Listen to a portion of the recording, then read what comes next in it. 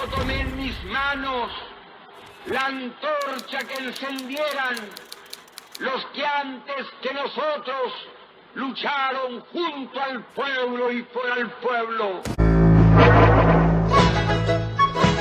El triunfo de la UP. Encabezados por el médico Salvador Allende, la coalición política que reúne a comunistas, socialistas, radicales, cristianos y masones gana la elección presidencial. Un marxista a la moneda. Después de 3 intentos por alcanzar la presidencia, en 1970 Allende llega al poder, decidido a implementar lo que él mismo llamó Vía Chilena al Socialismo. Una revolución social recorrerá el país. El presidente socialista aseguró que se buscan nuevas formas de organización social, política y económica para romper con el subdesarrollo. Para ello, anunció 40 medidas.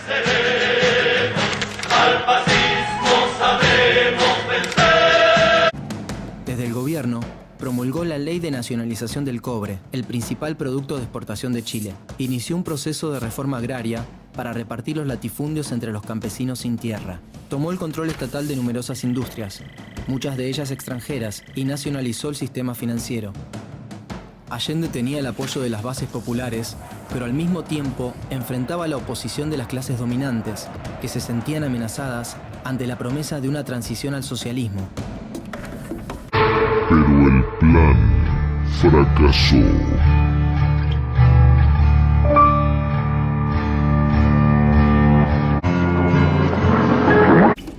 Más al norte, el gobierno de los Estados Unidos se mantenía alerta.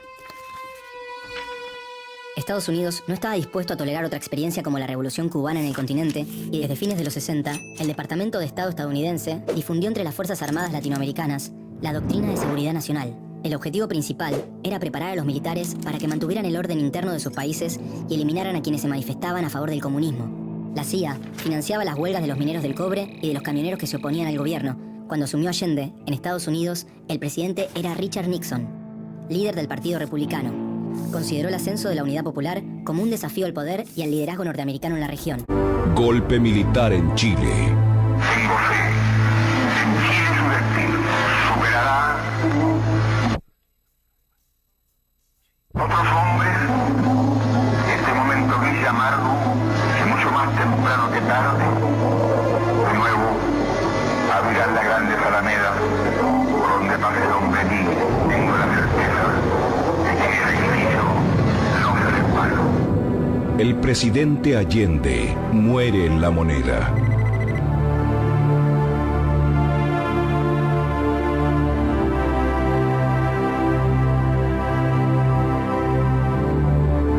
Cae el primer gobierno socialista electo del mundo.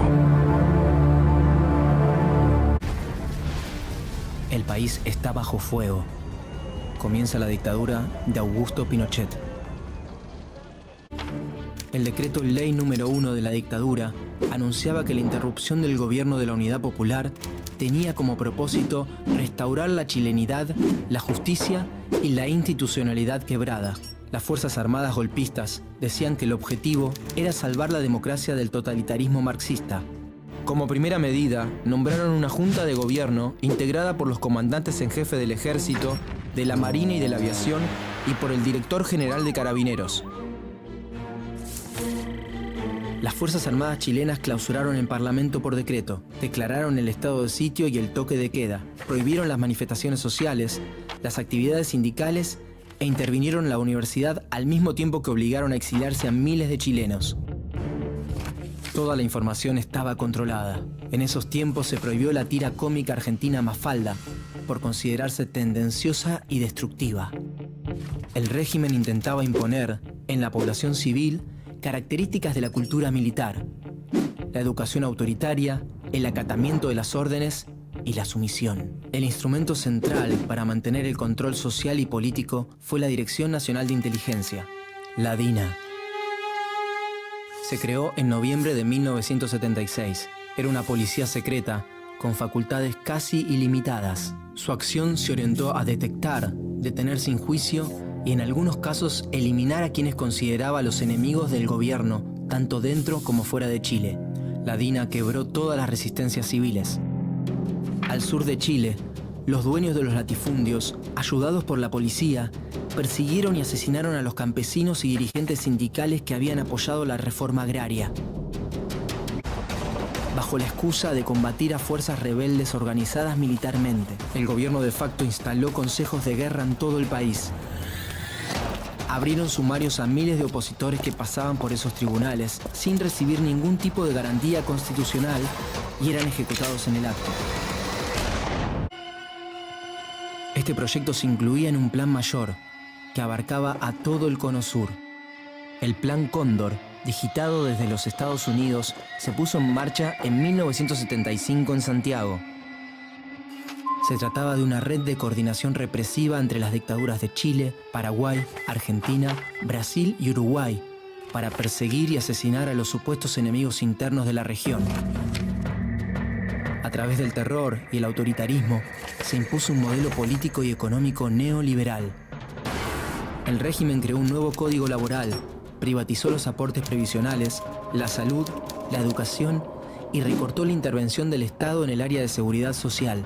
La tasa de desempleo alcanzó el 20%, se redujo el salario de los trabajadores y las privatizaciones de las áreas sociales agrandaron la brecha entre ricos y pobres. La liberalización de la economía provocó también la quiebra de pequeñas y medianas empresas que elaboraban productos para el mercado interno. Solo había un camino para llevar adelante este modelo: el autoritarismo.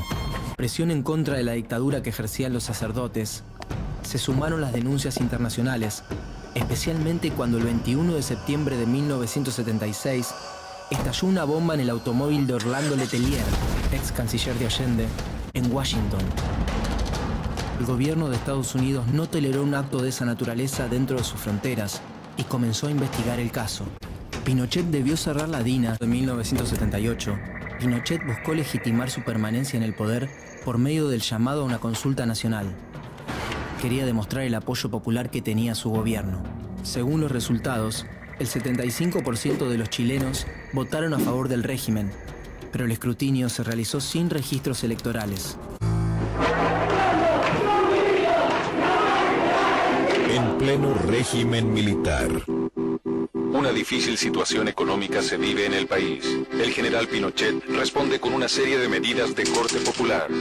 Pero los chilenos se tomarán las calles. 5 muertos y numerosos heridos, tanto civiles como uniformados, fue el saldo de las protestas callejeras que se trasladaron a las poblaciones. Un sacerdote asesinado. Esta tarde se están llevando a cabo los funerales del padre André Yarlán, muerto durante el enfrentamiento de la jornada del 4 de septiembre. La oposición al régimen no se detendrá.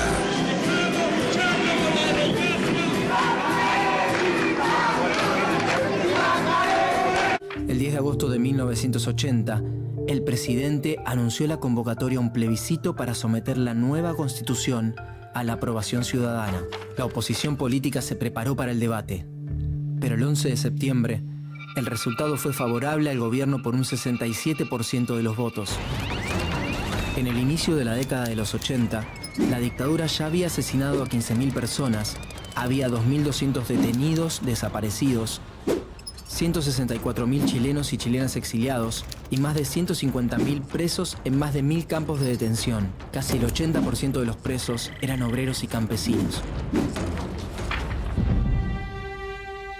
Aprobada la Carta Magna de 1980, Pinochet gobernó sin parlamento y con poderes dictatoriales hasta 1989. Un año antes, se realizó un plebiscito para decidir si el dictador continuaba como presidente hasta 1997. La oposición se unió en la concertación de los partidos por el no. Sin la dictadura, la alegría va a llegar, porque pienso en el futuro, voy a decir que no. El 5 de octubre se llevó a cabo el plebiscito. Después de varias horas, el gobierno reconoció la derrota. El no había triunfado por un 54,71% de los votos contra un 43,01% para el sí. Se iniciaba la transición a la democracia.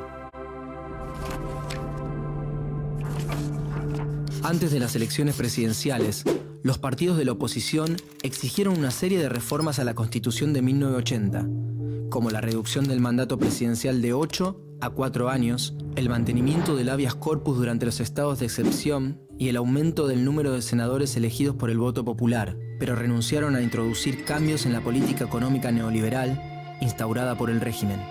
Tampoco se juzgarían o investigarían los crímenes cometidos por las Fuerzas Armadas. El 14 de diciembre de 1989, Patricio Aylwin se convirtió en el primer presidente de la democracia con el 55% de los votos. Pinochet entregó la banda presidencial, pero se mantuvo como comandante en jefe del ejército hasta el 10 de marzo de 1998. Al día siguiente, asumió como senador vitalicio.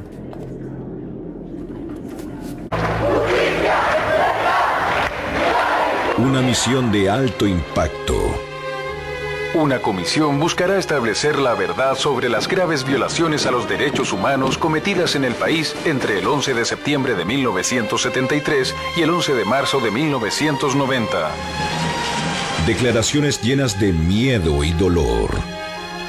Raúl Rettig y su comitiva recorre el país escuchando miles de testimonios. Un informe categórico. Hemos buscado la objetividad en todo instante y seguros estamos de haberla mostrado en las páginas que ahora entregamos.